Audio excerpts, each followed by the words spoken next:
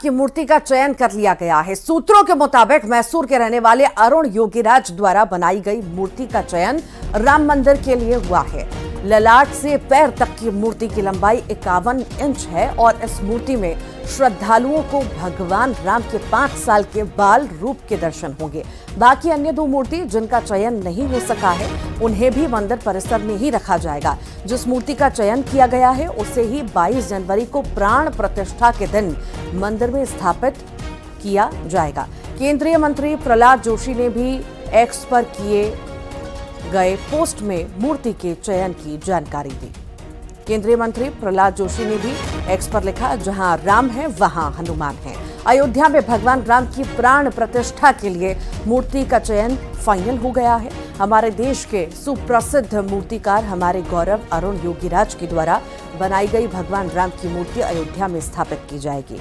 ये राम हनुमान के अटूट रिश्ते का एक और उदाहरण है। इसमें कोई दो राय नहीं है कि हनुमान की भूमि कर्नाटक से रामलला के लिए ये एक महत्वपूर्ण सेवा है।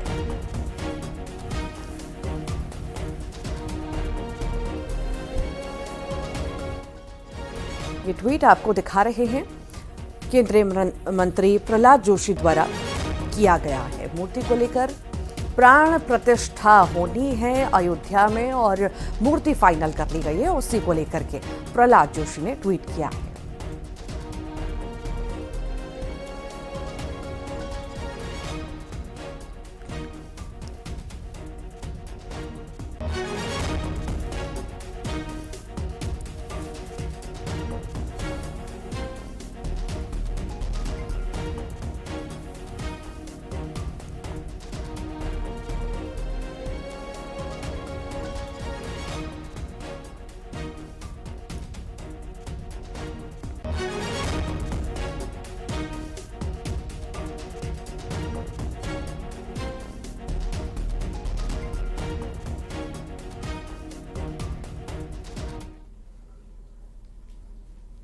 और चलिए आगे बढ़ेंगे और दिल्ली से बड़ी खबर की इस वक्त हम बात करेंगे। बीजेपी की आज बड़ी बैठक होने जा रही है। लोकसभा चुनाव को लेकर यह बैठक होगी। चुनावी रणनीति पर इस बैठक में मंथन किया जाएगा। संगठन पदाधिकारियों और मंत्रियों की यह बैठक होगी बेहद खास, चूंकि 24 में चुनाव है और चुनावों के मद्देनजर ये बैठक को बेहद ही खास माना जा सकता है। मंथन होगा, रणनीतियों पर मंथन होगा, चुनावी रणनीति तैयार की जाएगी जिसमें दिग्गज शामिल होंगे। संगठन पदाधिकारियों और मंत्रियों की यह बैठक होगी बेहद खास। इस बैठक को मान सकते हैं क्योंकि चुनाव अब दूर नहीं है, इसी साल अब चुनाव होना है और 24 के चुनाव को लेकर, इस साल के चुनाव को लेकर के तैयारियां शुरू हो चुकी हैं बीजेपी के द्वारा।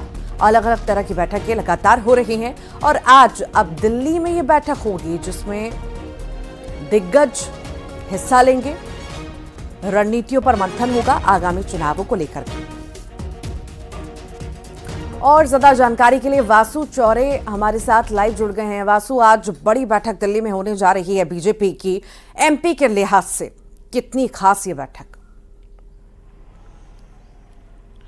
निश्चित तौर पर देखिए, अब विधानसभा चुनाव में जिस तरह से बीजेपी ने कमाल करके दिखाया है, मध्य प्रदेश में बड़ी बहुमत के साथ सरकार बनाने का काम किया और अब फुल फ्लैश गवर्नमेंट जो है वो सामने आ गई है। सभी मंत्री बन चुके हैं, मंत्रियों को विभागों का बंटवारा हो चुका है, कार्यभार लेने का सिलसिला मंत्रियों का शुरू हो गया है और अब अगला टारगेट, अगला लक्ष्य बीजेपी का है कि लोकसभा चुनाव में 29 में से 29 सीटें मध्य प्रदेश में हासिल करना। 2019 के चुनाव में 28 सीट बीजेपी जीती थी, सिर्फ 1 सीट कांग्रेस जीती थी। बीजेपी कह रही है कि इस बार हम 29 सीटें जीतेंगे। वहीं कांग्रेस के सामने बड़ी चुनौती है।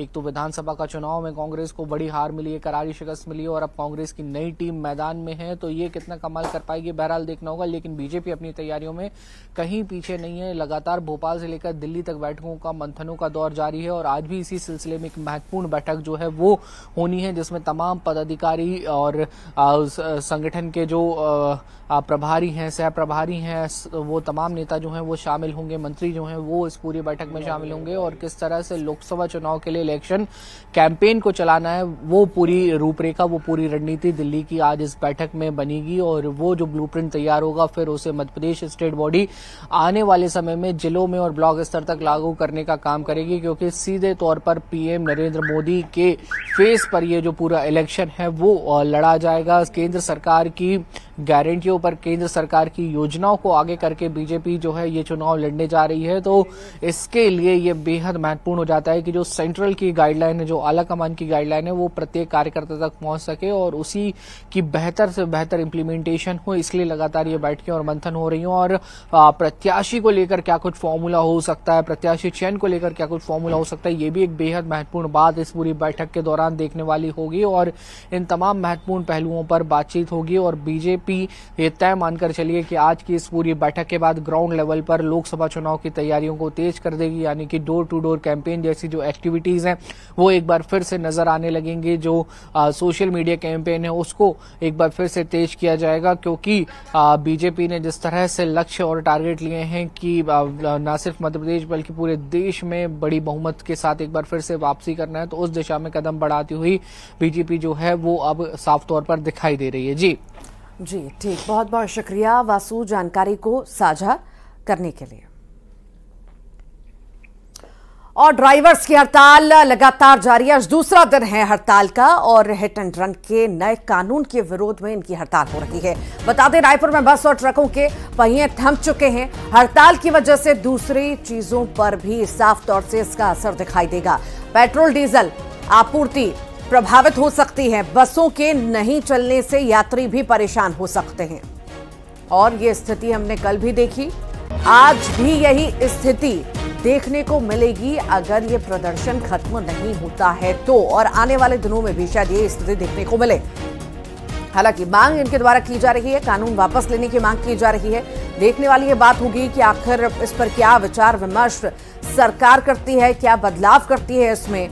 पर अभी स्थितियां जो हैं कहीं ना कहीं खराब होती हुई नजर आ रही हैं और सीधे तौर पर आम जनता पर इसका प्रभाव पड़ता नजर आ रहा है। देखिए, पेट्रोल डीजल आपूर्ति में तो दिक्कत होगी, पूरी तरह से प्रभावित होगी। साथ ही साथ बसें नहीं चलेंगी, लोगों का आना जाना, यात्री परेशान होते हुए नजर आएंगे।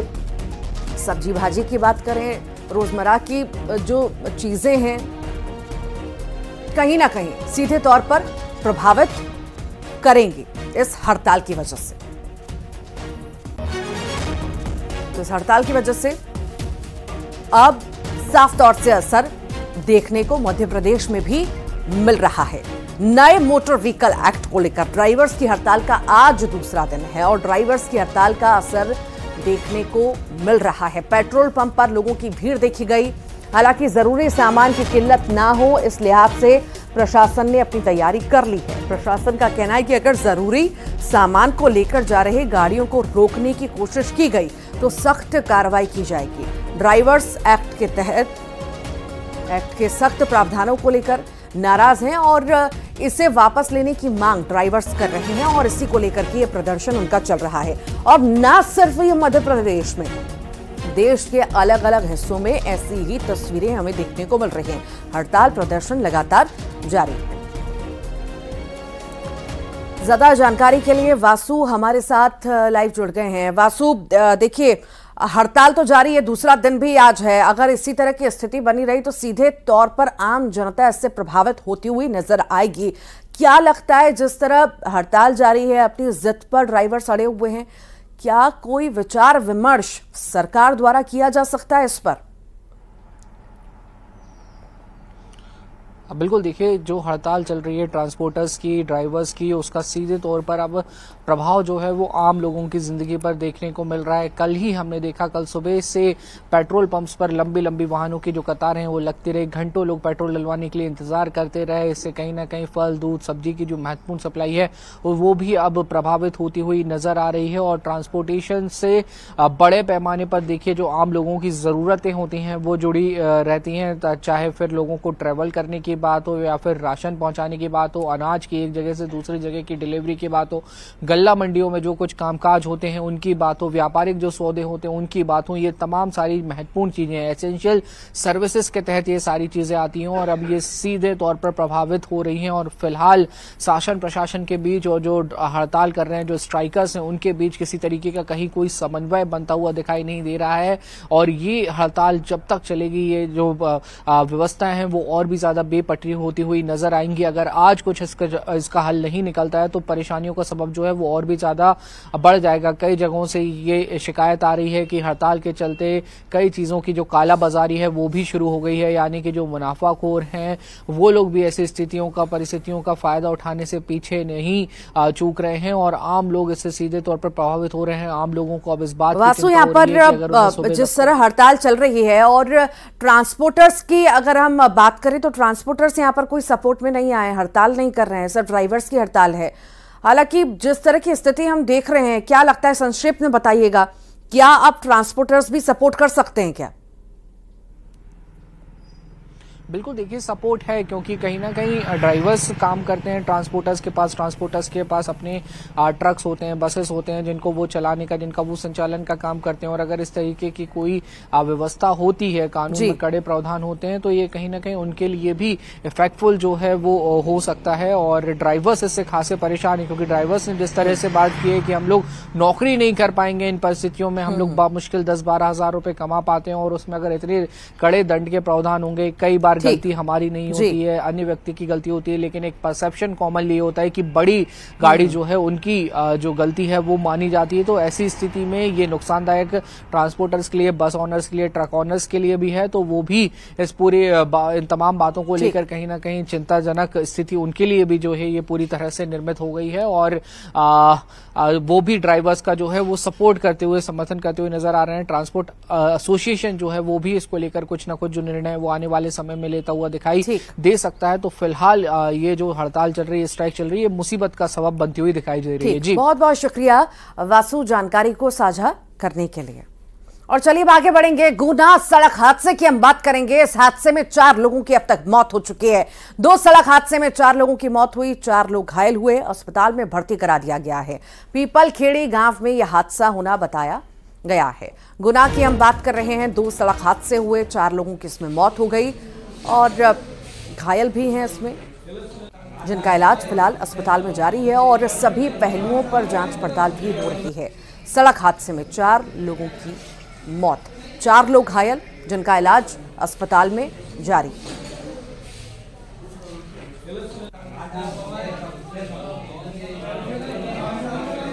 सड़क हादसे की हम बात कर रहे हैं जहां पर गुना में सड़क हादसा हुआ। 2 अलग अलग सड़क हादसे हुए जिसमें 4 की मौत हो गई, 4 लोग घायल हो गए। भोपाल से बड़ी खबर है। पुलिसकर्मी ने कार से टक्कर मार दी है। 5 लोगों को टक्कर मारी गई। नशे में यह पुलिसकर्मी धुत था। घायलों को फिलहाल अस्पताल में भर्ती करा दिया गया है। तो भोपाल की हम इस वक्त बात कर रहे हैं जहां पर एक्सीडेंट की तस्वीरें आई हैं। पुलिसकर्मी द्वारा नशे में धुत होकर गाड़ी चलाई जा रही थी और टक्कर मार दी गई, कार से टक्कर मार दी गई, जिसमें 5 लोग घायल बताए जा रहे हैं। निशातपुरा का ये पूरा मामला इस वक्त हम आपको बता रहे हैं। फिलहाल जांच पड़ताल में प्रशासन की टीम जुटी हुई है। पुलिसकर्मी पूरे नशे में धुत था और शराब पीकर, बता दें आपको, गाड़ी चला रहा था।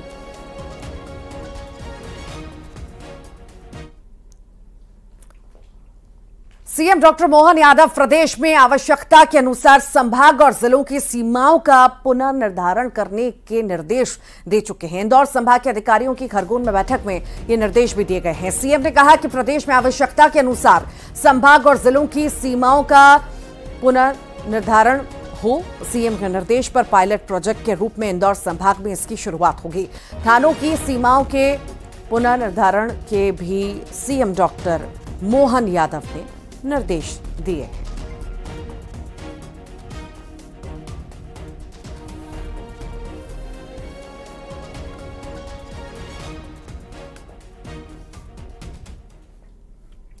बीजेपी के वरिष्ठ नेता गोपाल भार्गव इस बार मुख्यमंत्री बनने का ख्वाब पाले हुए थे, लेकिन सीएम पद तो दूर, मंत्रिमंडल में भी जगह हासिल नहीं हो पाई उनको। दर्द छलका तो सियासत भी परवान चढ़ती नजर आई। देखिए। 9 बार को विधायक मुख्यमंत्री के बराबर होते, हम फोन कर दें तो कुछ। रैली से बीजेपी के 9वीं बार विधायक बने गोपाल भार्गव का दर्द फिर से छलक उठा। गोपाल भार्गव की माने तो 9 बार का विधायक सीएम के बराबर ही होता है। इधर कांग्रेस को फिर से बीजेपी को घेरने का मौका मिल गया।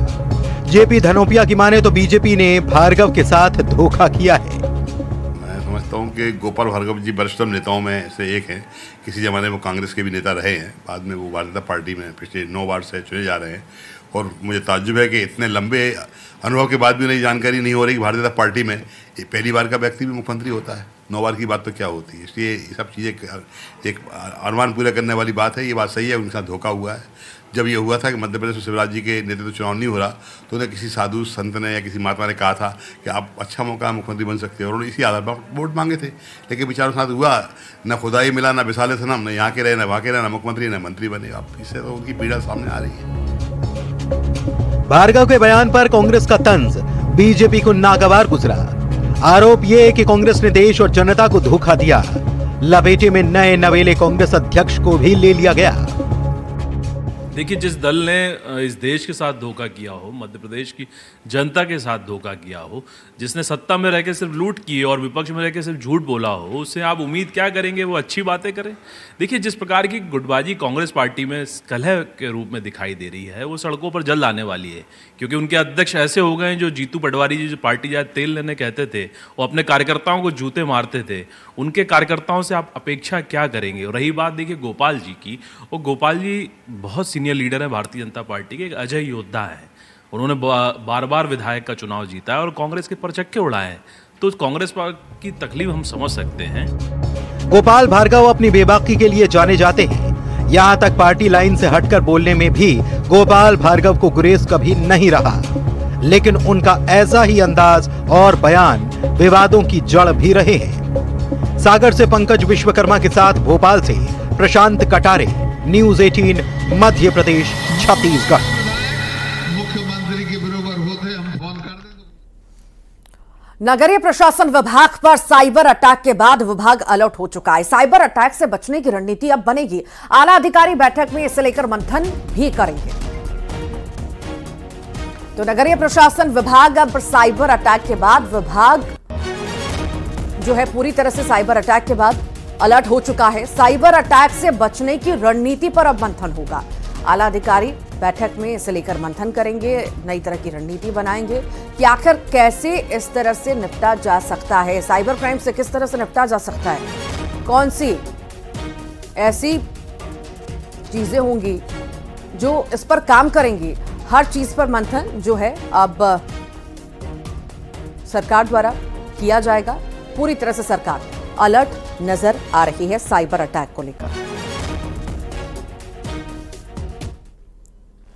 और अब बात करेंगे नर्मदापुरम की, जहां से वन विभाग के कर्मचारियों का जुआ खेलने का एक वीडियो सामने आया। सिवनी मालवा के बानापुरा का यह पूरा मामला है। वायरल वीडियो में मंदिर में जुआ खेलते वनकर्मी दिखाई दे रहे हैं। हालांकि न्यूज 18 इसकी पुष्टि नहीं करता। वायरल वीडियो 29 दिसंबर का है और इस मामले में प्रभारी डीएफओ अनिल चोपड़ा का कहना है कि मामला संज्ञान में आया है। वहां के ग्रामीणों ने सिवनी मालवा एसडीएम, एसडीओपी सहित धान प्रभारी से इसकी शिकायत भी की है।